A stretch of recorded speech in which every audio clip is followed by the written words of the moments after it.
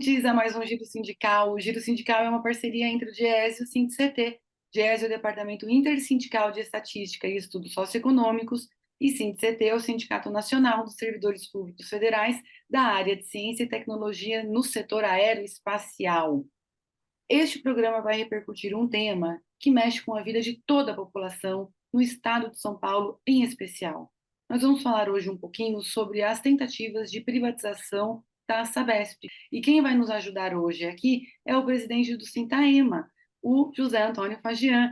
Sintaema é o Sindicato dos Trabalhadores em Água, Esgoto e Meio Ambiente no estado de São Paulo. Fagian, obrigada. Olá, Renata. Eu que agradeço, né, a oportunidade. Vamos falar um pouquinho da Sabesp. Ela é uma sociedade de capital misto, então tem capital público e tem capital privado. Ela é responsável pela coleta, pelo tratamento e pelo abastecimento. Ela é uma das maiores empresas de saneamento do mundo. Em 94, o então governador Luiz Antônio Fleury Filho abriu o capital da empresa, que possibilitou, então, essa composição entre capital público e capital privado. E essa é uma história, o tema da privatização ele não está sendo colocado pela primeira vez, mas desde a campanha eleitoral do então governador em exercício, Tarcísio de Freitas, teve uma centralidade. E agora, no último dia 28 de fevereiro, houve a autorização para a elaboração de estudos com vistas à privatização da companhia. Quais são os argumentos que fazem sentido entre aqueles que defendem a privatização da Sabesp? O que justificaria uma privatização da Sabesp? A quem interessa? Hoje o Estado de São Paulo ele é dono de 50,3% das ações da Sabesp, né? Ou seja, é o acionista majoritário, é quem define a política da Sabesp, e por essa composição acionária, ou seja, o Estado ser dono de mais da metade da empresa, ela ainda carrega essa característica de uma empresa pública com algumas situações onde ela tem, né, prioridades, né, em relação a financiamento, outras facilidades por ser uma empresa pública. Ela atende hoje algo em torno de 80% da população de São Paulo. Opera 375 municípios no estado, né?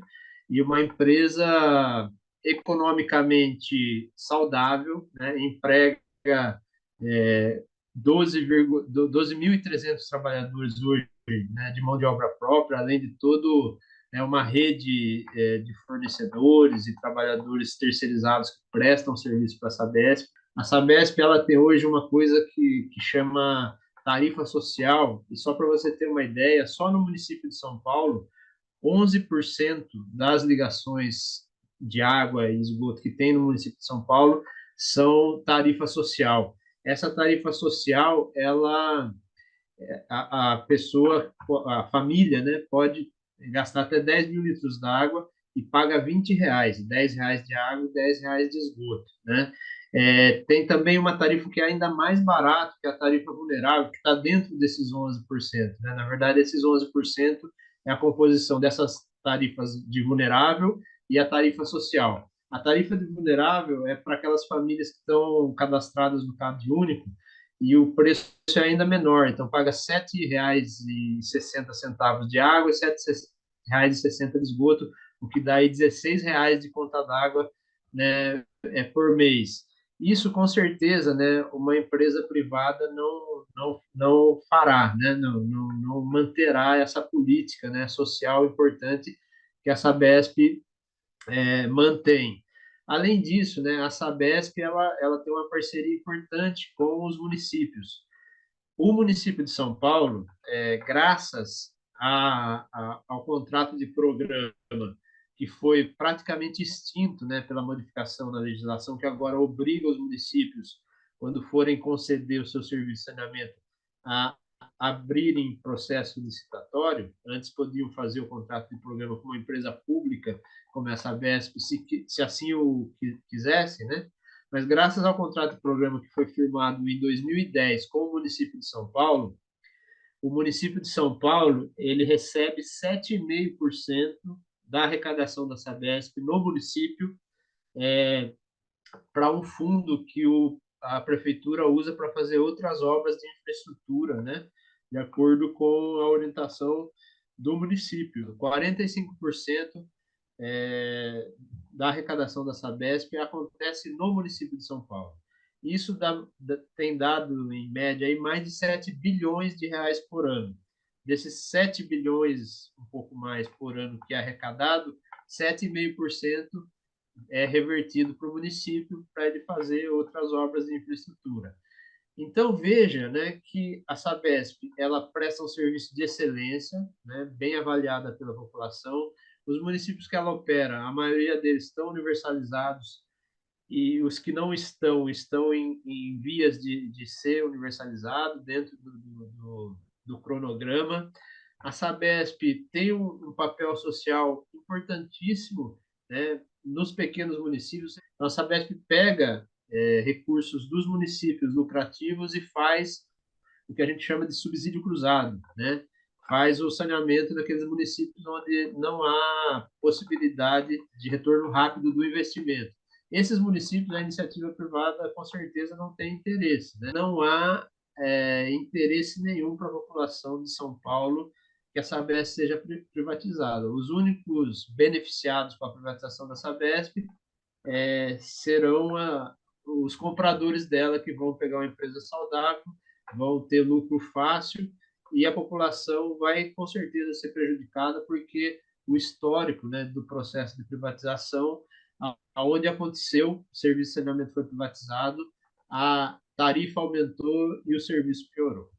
Conta para a gente o seguinte: em 2014, os moradores da cidade de São Paulo vivenciaram uma crise hídrica pesada, e na época muito se falou que a empresa é saudável, lucra, e que naquele momento ela poderia ter feito investimentos para minimizar a crise. Você pode falar um pouco sobre essa situação? Se aquilo foi uma coisa pontual, se a companhia ela tem realizado os investimentos necessários?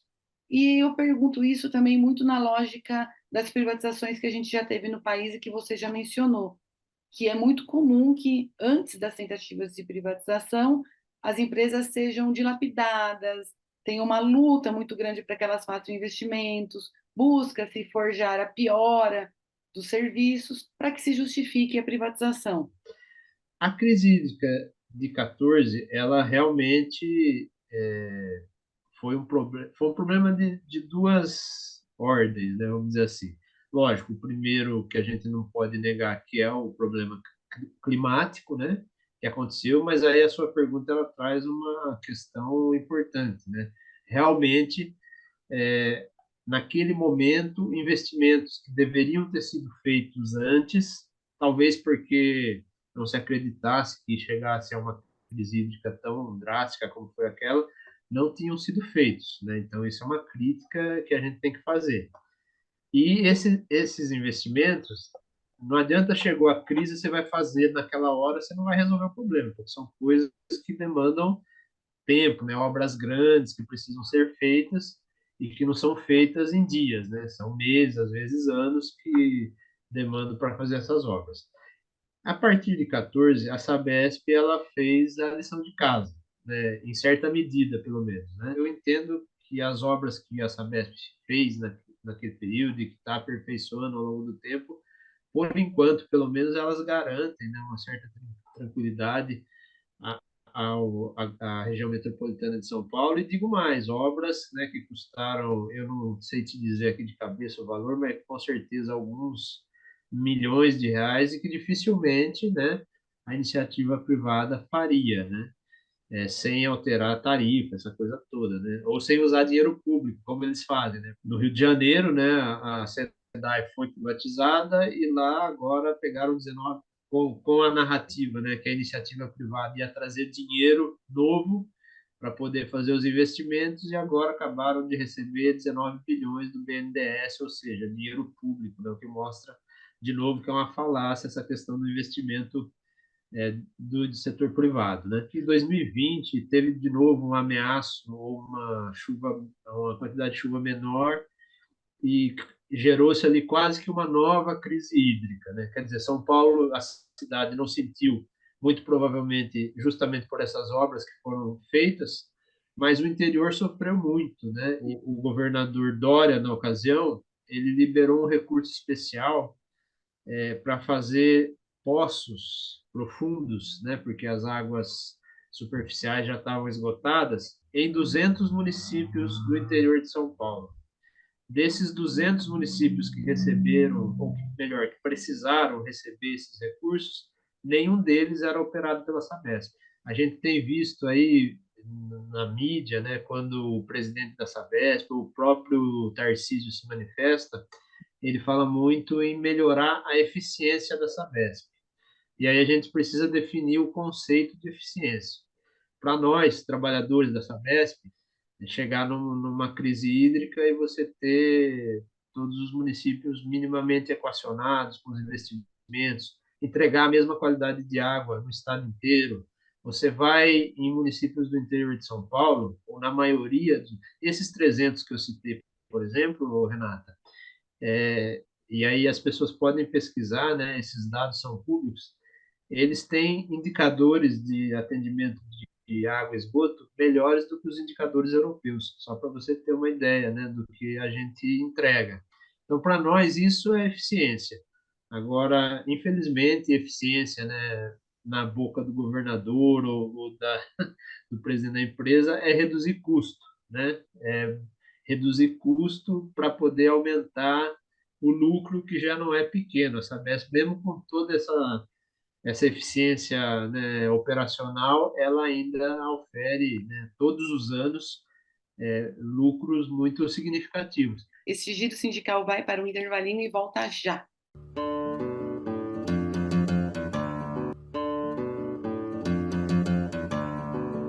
O Giro Sindical está de volta e hoje nós recebemos o presidente do Sintaema, o Fagian, conversando aqui conosco sobre a possibilidade de privatização da Sabesp. Ficou bastante claro os riscos que a população corre caso ocorra a privatização da companhia. Vamos olhar um pouquinho, então, para a situação dos trabalhadores. Antes de entrar nessa questão dos trabalhadores, fazer uma ressalva, né, que a gente enaltece, né, todos os pontos positivos, né, que a Sabesp tem, mas é claro que sempre tem coisa para melhorar, né? Então é importante a gente dizer isso, né? Então a Sabesp é uma empresa de excelência que ainda tem algumas coisas para melhorar, mas que só vai melhorar continuando pública, sendo privatizada, ao contrário, é o que deve acontecer. Sobre a questão dos trabalhadores, né? Como eu disse, a gente hoje tem 12.300 trabalhadores de mão de obra própria. Aí uma coisa importante que a gente precisa é que, além de manter a Sabesp pública, a gente quer que ela seja, e dentro dessa lógica de melhorar cada vez mais, né, que ela seja reforçada, valorizada. Então, a gente precisa ter concurso público para ter mais trabalhadores de mão de obra própria, para a gente poder, cada dia, prestar um serviço ainda melhor para a população. E em um processo de privatização, e aí não sou eu que estou dizendo, basta a gente olhar a história, né? A gente vê que todas as empresas do Brasil e no mundo, quando são privatizadas, né, os trabalhadores são demitidos, né?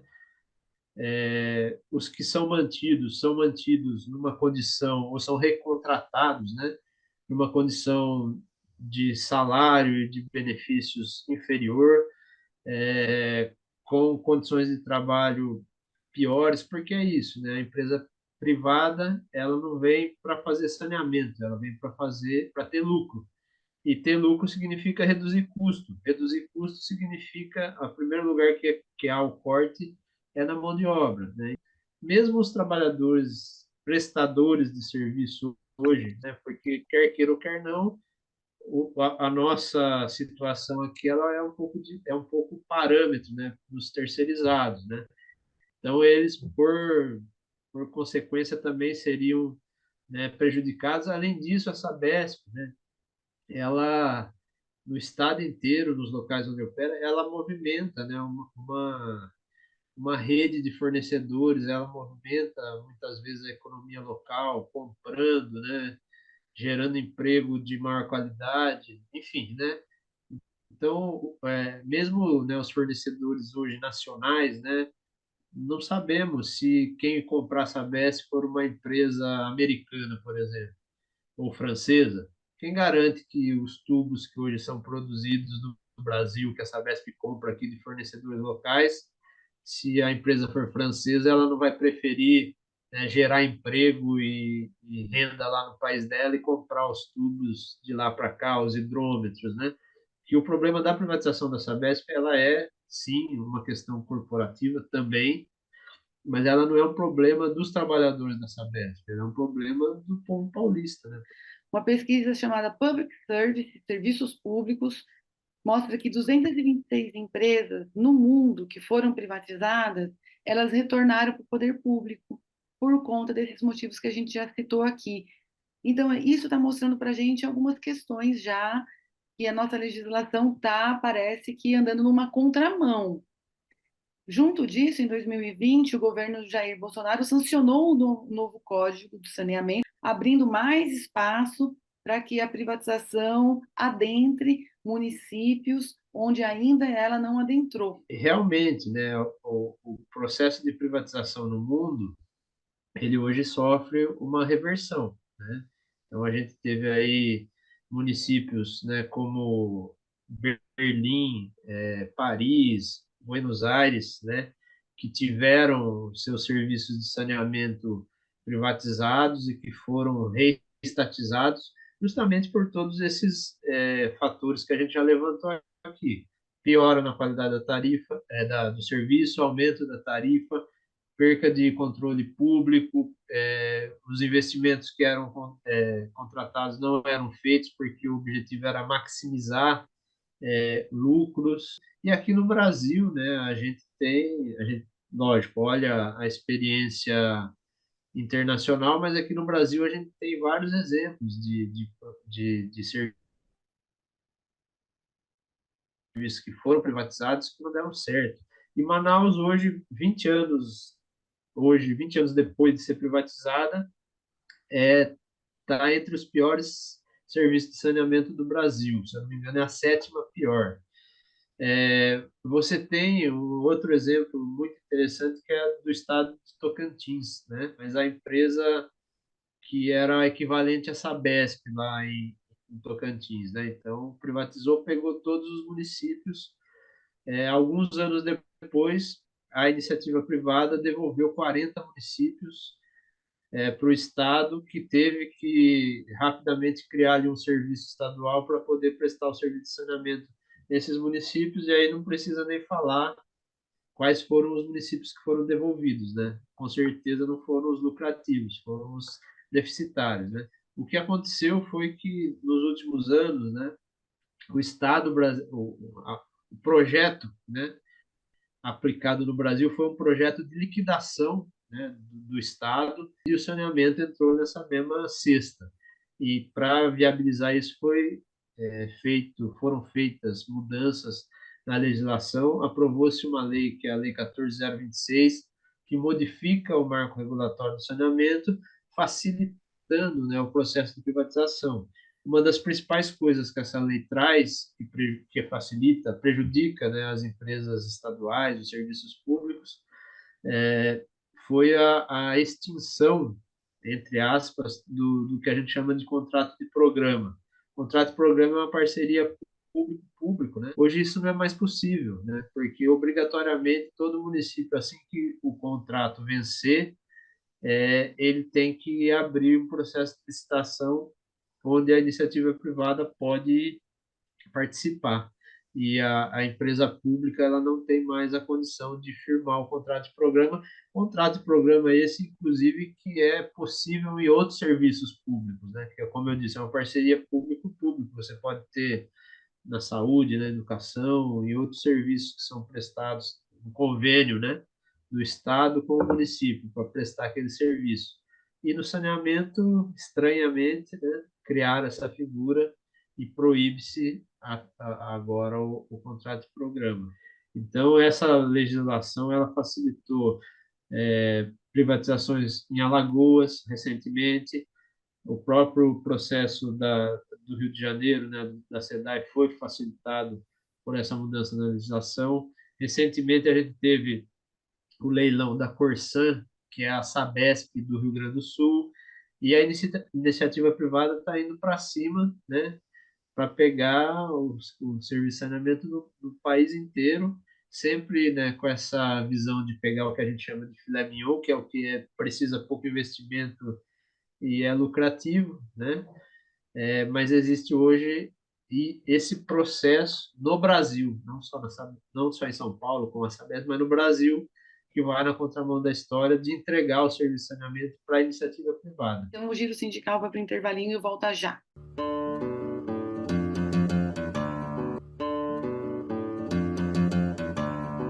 O Giro Sindical está de volta e este programa recebe o presidente do Citaema, o Fagian, falando um pouquinho da privatização da Sabesp. Como é que você acha que as pessoas elas podem buscar mais informação, se interessar mais, entender um pouco mais esse processo e ter uma participação mais ativa caso a questão da privatização ela venha mesmo à baila? Porque, por exemplo, o Tarcísio já falou, olha, tem uns senões, se a tarifa ficar mais cara, a gente não vai privatizar. Mas nós também já temos uma experiência de privatização no país em que as tarifas inicialmente começam baixas e elas sobem, sobem, sobem, sobem ao longo do tempo.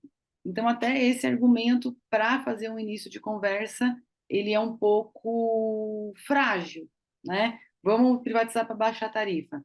E depois, né? Temos a energia elétrica que não nos deixa mentir, né? Principalmente no interior de São Paulo, a gente tem padrões europeus, né? Aliás, maior em algumas regiões acima dos padrões europeus aí de atendimento de saneamento. Isso significa dizer que se você chegar aqui em Botucatu, por exemplo, que é a minha cidade, e perguntar para a maioria da população aqui, falar assim, você lembra quando foi a última vez que faltou água na sua casa? Ela não vai lembrar. Então isso gera na população uma certa alienação, vamos dizer assim, porque ela não sabe, né, da onde abre a torneira tem água, deu descarga, os dejetos vão embora. Então acho que o papel que a gente tem é de fazer esse debate com a população, né, trazer esses exemplos para convencer, porque a população às vezes acha que não importa, e aí vem o discurso de baixar a tarifa, né? Então, se a população não tem a informação adequada, ela vai pensar o seguinte: tudo bem, vai ser uma empresa privada, mas eu vou ter a mesma qualidade de serviço e ainda vou pagar menos, é isso que eu quero, né? Mas a gente sabe que na prática, né, não é o que vai acontecer, né? Então a gente tem que trazer dados, até porque a Sabesp ela é muito bem avaliada pela população, né? Então quando você pega as pesquisas que a própria empresa faz ou pesquisas de satisfação, ela é bem avaliada, né? Então, mas a gente precisa saber o porquê que tem esse serviço que gera esse nível de satisfação e o que vai acontecer, né, se a empresa for privatizada. Então, fazer esse debate não só com a população, né, com a população, com os movimentos sociais também e com as lideranças, né, prefeitos e câmaras de vereadores, demonstrando para eles, né, com números, com exemplos, né, qual será o prejuízo que a população deles terá, né? O que que os trabalhadores, como que eles estão se organizando e o que eles pretendem fazer? A gente, enfim, tem se mobilizado. Primeiro, mobilizado a comunidade interna, né, para poder resistir ao processo de privatização, tentado conversar com os prefeitos, levando, né, essa informação, né, do prejuízo que será a privatização da Sabesp, conversado com os movimentos sociais, né, para criar uma grande onda, né, em favor da manutenção da Sabesp enquanto empresa pública. Nós temos uma frente parlamentar na LESP que está funcionando e que no dia 15 ela acaba por conta do mandato atual acabar, inicia um novo mandato, mas nós já temos lá conversas e articulações de que essa frente, no primeiro momento do novo mandato, será recriada. Nós estamos também na Câmara Municipal de São Paulo tentando criar uma frente contra a privatização da Sabesp, né? Então, a gente fez um ato dia 14 na frente da Bolsa de Valores, né? Enfim, os trabalhadores estão apreensivos, mas estão dispostos a lutar, mobilizados, né? Bem conscientes, né? De qual será o seu papel nessa luta e prontos para resistir, né? Fagian, obrigada demais. Conte sempre com a gente aqui. Agradeço em nome, né, dos trabalhadores da Sabesp, do Sintaema. Obrigado mesmo, grande abraço e estou sempre à disposição. Obrigada, seguimos.